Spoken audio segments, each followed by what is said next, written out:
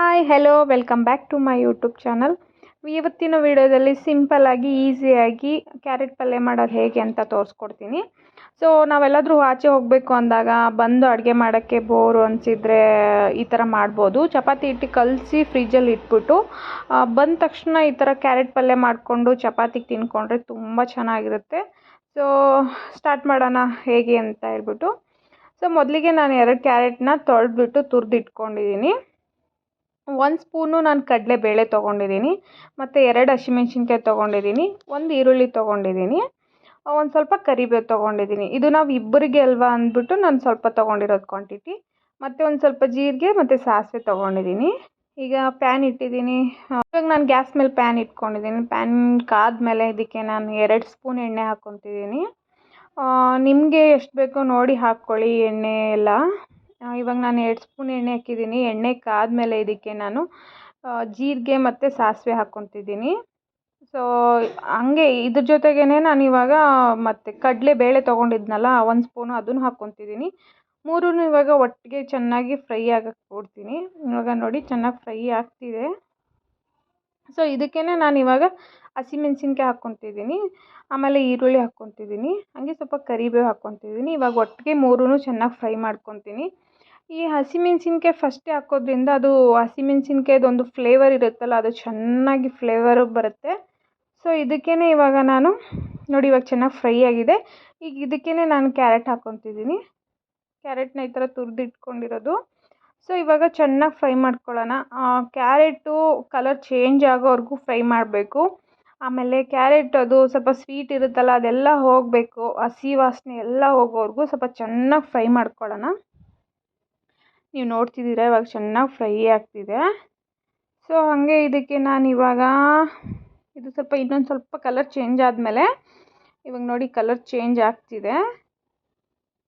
ಇವಾಗ ನಾನು ಇದಕ್ಕೆ ಒಂದು ಅರ್ಧ ಸ್ಪೂನ್ ಮುಕ್ಕಾಲು ಸ್ಪೂನ್ ಉಪ್ಪು ಹಾಕ್ಕೊತಿದ್ದೀನಿ. ಸೊ ಇವಾಗ ಇನ್ನೂ ಚೆನ್ನಾಗಿ ಫ್ರೈ ಮಾಡಬೇಕು, ಇಲ್ಲಾಂದರೆ ಒಂದು ಕಡೆ ಉಪ್ಪು ಒಂದು ಕಡೆ ಉಪ್ಪಿಲ್ಲ ಅಂದರೆ ಅದು ಚೆನ್ನಾಗಿರಲ್ಲ ಟೇಸ್ಟು. ಸೊ ಚೆನ್ನಾಗಿ ಫ್ರೈ ಮಾಡ್ಕೊಳ್ಳೋಣ. ನೋಡಿ ಇವಾಗ ಚೆನ್ನಾಗಿ ಫ್ರೈ ಆಗಿದೆ, ಆದರೂ ಇನ್ನೂ ಕಲರ್ ಚೇಂಜ್ ಆಗಬೇಕಿದು. ನಾವಿವಾಗ ಕ್ಯಾರೆಟ್ ಹಲ್ವಾ ಮಾಡಬೇಕಾದ್ರೆ ಯಾವ ಕಲರ್ ಆಗಿರುತ್ತೋ ಕ್ಯಾರೆಟು ಅದೇ ಕಲರ್ ಬರೋವರೆಗೂ ಚೆನ್ನಾಗಿ ಫ್ರೈ ಮಾಡ್ಕೊಳ್ಳೋಣ. ಇವಾಗ ನೋಡಿ ಕಲರ್ ಆಲ್ಮೋಸ್ಟ್ ಚೇಂಜ್ ಆಗಿದೆ, ಸ್ಮೆಲ್ ಕೂಡ ಇಲ್ಲ.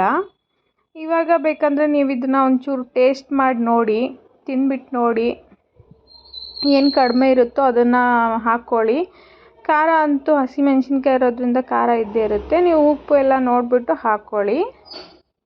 ಇವಾಗ ಚೆನ್ನಾಗಿ ಫ್ರೈ ಆಗ್ತಿದೆ. ಇವಾಗ ನೋಡ್ಬೋದು ಇವಾಗ ಚೆನ್ನಾಗಿ ಫ್ರೈ ಆಗಿದೆ. ಈ ಥರ ಇರಬೇಕು. ಈಗ ಇದನ್ನ 1 ನಿಮಿಷಕ್ಕೆ ವಿಡ್ ಕ್ಲೋಸ್ ಮಾಡಿ ಇಡೋಣ. ಸೊ ಉಪ್ಪು ಖಾರ ಎಲ್ಲ ಚೆನ್ನಾಗಿ ಹಿಡ್ಕೊಳ್ಳಿ ಅಂದ್ಬಿಟ್ಟು ಕ್ಲೋಸ್ ಮಾಡೋದು. ಇದು ಇವಾಗ ಓಪನ್ ಮಾಡ್ತಾ ಇದ್ದೀನಿ. ಇವಾಗ ನೋಡ್ಬೋದು ಚೆನ್ನಾಗಾಗಿದೆ. ಇವಾಗ ಕ್ಯಾರೆಟ್ ಪಲ್ಯ ರೆಡಿ ಆಗಿದೆ. ಬೇಕಂದರೆ ಸ್ಪೂನಲ್ಲೂ ಕೂಡ ಹಾಗೆ ತಿನ್ಬೋದು, ತುಂಬ ಚೆನ್ನಾಗಿರುತ್ತೆ. ಈಗ ನಾನು ಇದ್ರ ಜೊತೆಗೆ ನಾನು ಚಪಾತಿ ಮಾಡ್ಕೊತಿದ್ದೀನಿ. ಸೊ ಚಪಾತಿನ ಸುಮ್ಮನೆ ಇದು ತೋರಿಸ್ತೀನಿ ಹೇಗೆ ಮಾಡ್ತಿದ್ದೀನಿ ಅಂತ. ಫಸ್ಟ್ ತವ ಇಟ್ಬಿಟ್ಟು ತವದ ಮೇಲೆ ಆಯಿಲ್ ಹಾಕಿದ್ದೀನಿ. ನಾನು 4 ಚಪಾತಿ ಮಾಡ್ತಿದ್ದೀನಿ. ಸೊ 2 ತಿಂತೀವಿ ನಾವಿಬ್ಬರು ಅಷ್ಟೇ. ಸೊ ಒತ್ತೋದೆಲ್ಲ ತೋರ್ಸೋಕ್ಕಾಗಲ್ಲ, ಯಾಕಂದರೆ ನನ್ನ ಹತ್ರ ಸ್ಟ್ಯಾಂಡ್ ಇಲ್ಲ ಕ್ಯಾಮ್ರಾಗೆ.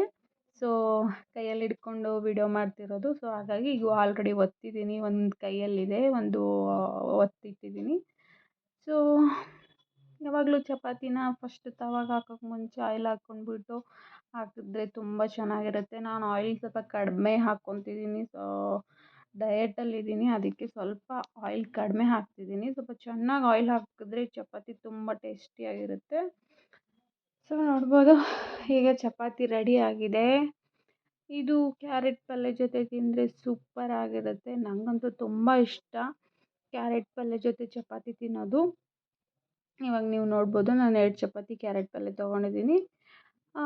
ಇಲ್ಲಿಗೆ ವಿಡಿಯೋ ಎಂಡ್ ಮಾಡ್ತಿದ್ದೀನಿ. ಯಾರಿಗೆಲ್ಲ ವಿಡಿಯೋ ಇಷ್ಟ ಆಗಿದರೆ ಲೈಕ್ ಮಾಡಿ, ಶೇರ್ ಮಾಡಿ, ಸಬ್ಸ್ಕ್ರೈಬ್ ಮಾಡ್ಕೊಳ್ಳಿ. Thank you, bye.